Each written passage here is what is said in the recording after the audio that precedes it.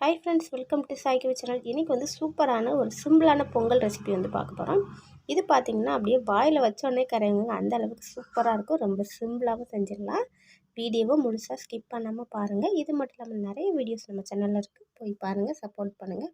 இப்போ வாங்க வீடியோக்குள்ளே போகலாம். நான் வந்து ஒரு டம்ளர் பச்சரிசி வந்து எடுத்திருக்கேன். இது வந்து பார்த்திங்கன்னா ரேஷன் பச்சரிசி, அதனால் நான் வந்து நல்லா க்ளீன் பண்ணி எடுத்துக்கிறேன்.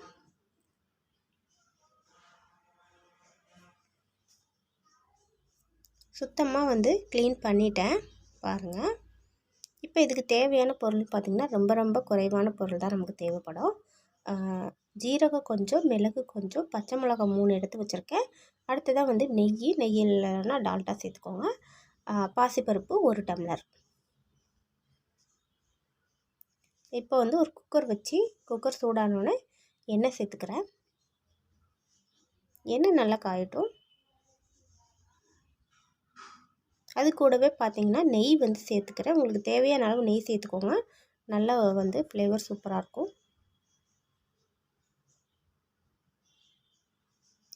ஜீரகம் வந்துட்டு 1 ஸ்பூன் அளவு சேர்த்துருக்கேன். மிளகு 1 ஸ்பூன் அளவு வந்து சேர்த்துக்கலாம். மிளகு வந்து கொஞ்சம் ஜாஸ்தியாகவே சேர்த்துக்கலாம், இன்னும் நல்லாயிருக்கும் பொங்கலுக்கு.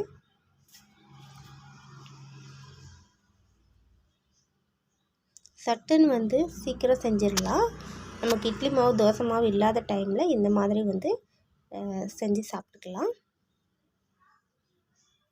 மஞ்சத்தூள் வந்து சேர்த்துக்கிறேன். எண்ணெயிலே நான் வந்து சேர்த்துக்கிறேன். அவ்வளோதான். இதுக்கு வந்து தண்ணின்னு பார்த்திங்கன்னா கொஞ்சம் ஜாஸ்தியாக வந்து சேர்த்துக்கலாம். நார்மலாக நம்ம சாப்பாட்டுக்கு வைக்கிற மாதிரி இல்லாமல் அதை விட ஒரு படி மேலே வந்து நம்ம வச்சுக்கலாம். அப்போ தான் பொங்கல் நல்லா குலைவாக இருக்கும். தண்ணி சேர்த்து நல்லா கொதி வரட்டும். அதுக்கப்புறமா அரிசி சேர்த்துக்கலாம். தேவையான அளவு வந்து உப்பு சேர்த்துருக்கேன். இப்போ இதில் பருப்பு, அரிசி எல்லாத்தையுமே வந்து சேர்த்துக்கிறேன். இப்போ இதை வந்துட்டு 5 விசில் விட்டு நான் எடுத்துக்க போகிறேன்.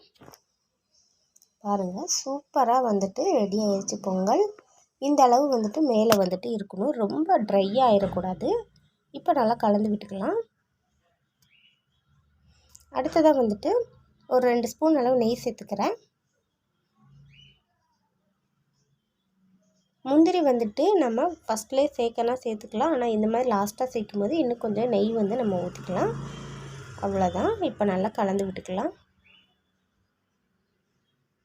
இதுக்கு வந்து சாம்பார், தேங்காய் சட்னி சூப்பராக இருக்குங்க. நான் வந்து தேங்காய் சட்னி அரைச்சிருக்கிறேன்.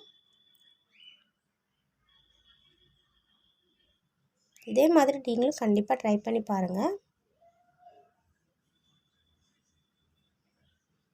நான் வந்து ஒரு பவுலில் எடுத்துக்கிறேன். அப்போ தான் நம்ம ஹோட்டலில் சாப்பிட்ட மாதிரி ஒரு ஃபீல் இருக்கும். அதனால் பவுலில் போட்டுட்டு வந்து வச்சுக்கிறேன்.